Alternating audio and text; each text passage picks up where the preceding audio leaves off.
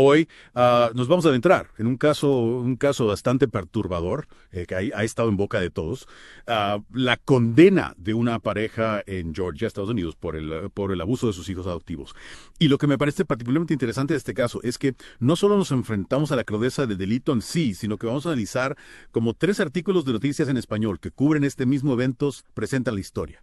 Exactamente. Vamos a como a diseccionar esos artículos no solo para entender los hechos, sino para ver cómo se nos presenta esta información, qué detalles se resaltan y qué preguntas surgen a raíz de la narrativa que se construye. Me parece una excelente forma de abordar este tema tan complejo. Entonces, comentemos por principio, ¿quiénes son estas personas? Yeah. ¿Y de qué se les acusa exactamente? Bueno, los 3 artículos coinciden en que William y Zachary Zullock, una pareja que residía en Georgia, fueron sentenciados a 100 años de prisión cada uno. 100 años.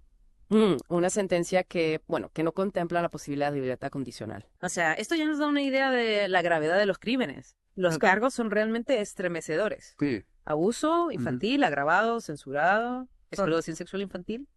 Sí, una sentencia realmente contundente. ¿Y qué hay de las víctimas? ¿Qué sabemos de los niños? Bueno, los niños, que tenían 9 y 11 años cuando se denunció el caso, fueron adoptados por la pareja en 2018. Un dato que me llamó mucho la atención es que uno de los artículos menciona que la adopción se realizó a través de una agencia cristiana especializada en niños con necesidades especiales. Entonces, esto nos lleva a preguntarnos, ¿no?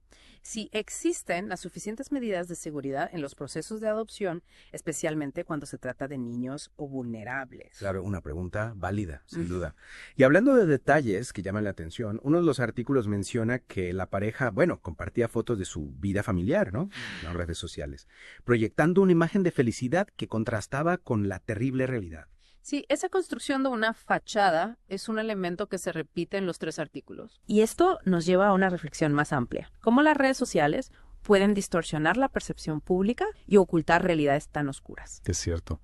Y hablando de redes sociales, hay un detalle que, a mí me impactó bastante. Uno de los artículos menciona un mensaje de Snapchat de Zachary, donde se jactaba del abuso y decía, estén atentos.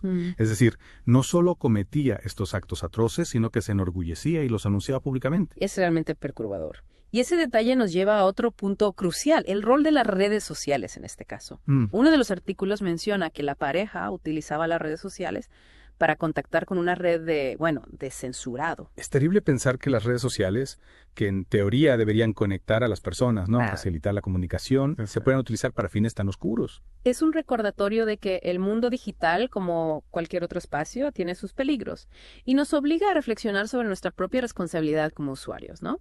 Sobre la importancia de la educación digital, sobre la necesidad de proteger a los menores de los depredadores online. Absolutamente. Y hablando de la investigación, ¿cómo se descubrió el abuso? ¿Qué llevó a las autoridades a destapar esta red de censurado? Pues las autoridades descubrieron el abuso gracias a una pista relacionada con pornografía infantil. Esto llevó a un allanamiento de la casa de los Zullock, donde se encontraron pruebas contundentes, imágenes de las cámaras de seguridad de la vivienda, mensajes de texto, archivos en sus teléfonos. Es decir, un escenario horripilante que confirmaba las sospechas. Y me imagino que con tantas pruebas, la defensa tuvo pocas opciones. Exacto. De hecho, los 3 artículos mencionan que la pareja se declaró culpable de todos los cargos. Esto probablemente evitó que los niños tuvieran que declarar en el juicio, lo cual les ahorró revivir, ¿no? El trauma de revivir los abusos en un tribunal. Sí, es un pequeño alivio, ¿no? En medio de una situación tan terrible. Pero, ¿por qué crees que decidieron declararse culpables? Fue una estrategia legal para obtener una condena menor. Quizás un acto de arrepentimiento genuino. Esa es una pregunta que los artículos no exploran en profundidad. Y nos recuerda que, a menudo, la información que recibimos a través de los medios solo nos muestra una parte de la historia. Es cierto, a veces nos quedamos con más preguntas que respuestas. Pero antes de pasar a la siguiente parte de nuestro análisis, me gustaría que nos detuviéramos un momento en la forma en que los artículos describen a la pareja. ¿Te refieres a cómo se enfatiza su orientación sexual en los 3 artículos? Utilizan frases como matrimonio homosexual, pareja gay. Exactamente. ¿Crees que es relevante mencionar la orientación sexual en este caso? ¿O podría contribuir a perpetuar estereotipos dañinos? Es una pregunta compleja. Por un lado, la orientación sexual no debería ser un factor determinante en la forma en que se juzga un delito. Por otro lado, es importante reconocer que la discriminación y la homofobia siguen siendo una realidad en nuestra sociedad. Un tema delicado, sin duda. Y nos obliga a reflexionar sobre cómo la información que consumimos puede influir en nuestras percepciones y en la forma en que entendemos el mundo. Absolutamente. Y esa reflexión nos lleva al siguiente punto de nuestro análisis: la cobertura mediática y la forma en que este caso ha impactado en la opinión pública. Retomando el tema de la cobertura mediática, me parece interesante analizar la reacción de la comunidad ante este caso. Los 3 artículos mencionan la conmoción y la indignación generalizada al conocerse los detalles del abuso. Esto nos lleva a preguntarnos cómo este tipo de casos impactan en la percepción pública de la adopción. Es una pregunta importante. ¿Podría este caso generar desconfianza hacia las agencias de adopción o incluso dificultar el proceso para otras familias que buscan adoptar? Sin duda existe ese riesgo, y es ahí donde la labor de los medios de comunicación es crucial. Deben informar de manera responsable, evitando la estigmatización y destacando la importancia de un sistema de adopción sólido que garantiza la protección de los menores. Totalmente de acuerdo. Y hablando de responsabilidad, me gustaría volver al tema de la sentencia. 100 años de prisión, sin posibilidad de libertad condicional. Es una condena que por un lado refleja la gravedad de los crímenes, pero, por otro lado, nos hace cuestionar la función de la justicia. Buscamos solo castigar, o también rehabilitar. Es un debate complejo. Algunos argumentarán que una sentencia tan severa es necesaria para disuadir a otros de cometer este tipo de delitos.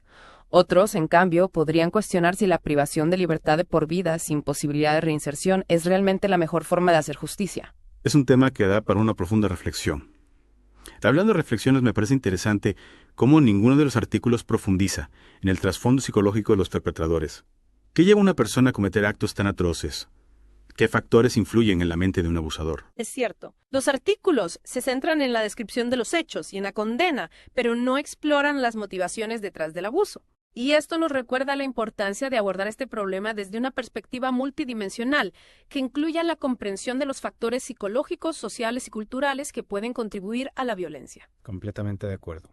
Y volviendo al tema de la cobertura mediática, me llama la atención que los 3 artículos, a pesar de describir un caso tan complejo y con tantas aristas, se quedan en un nivel bastante superficial.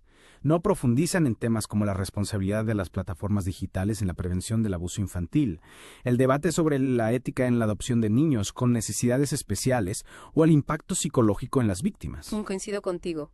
A veces, los medios de comunicación se centran en el sensacionalismo y en la inmediatez de la noticia, dejando de lado análisis más profundos que podrían aportar una mayor comprensión del problema. Y hablando de análisis, me pregunto si la cobertura mediática hubiera sido diferente, si los perpetradores hubieran sido una pareja heterosexual.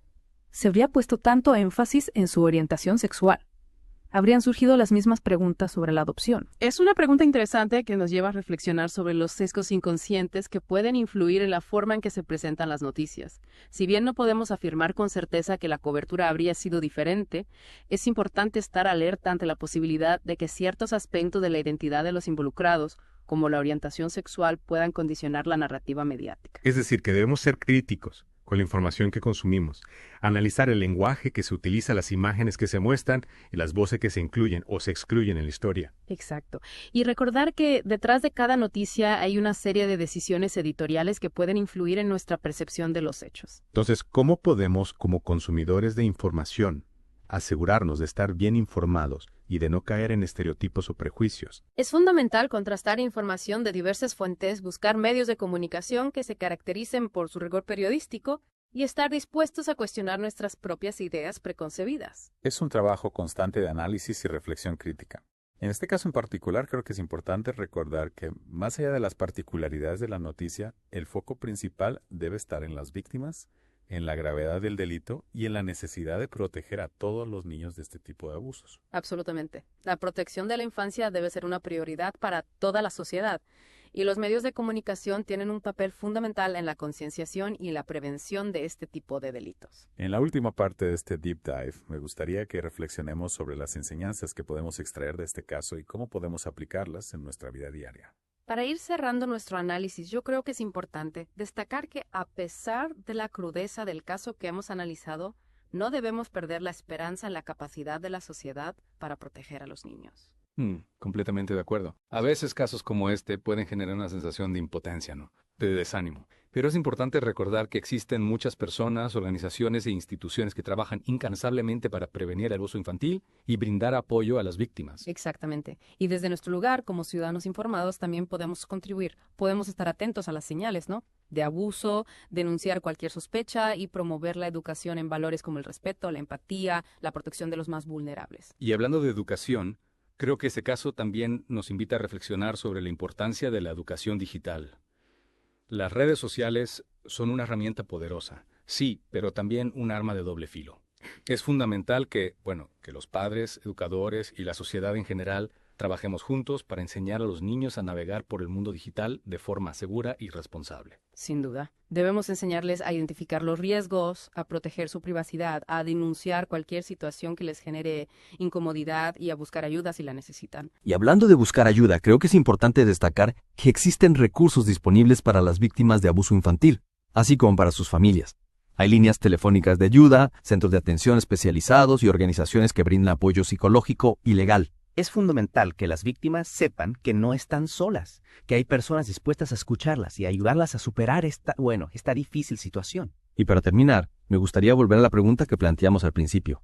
¿Habría sido diferente la cobertura mediática si los culpables hubieran sido una pareja heterosexual?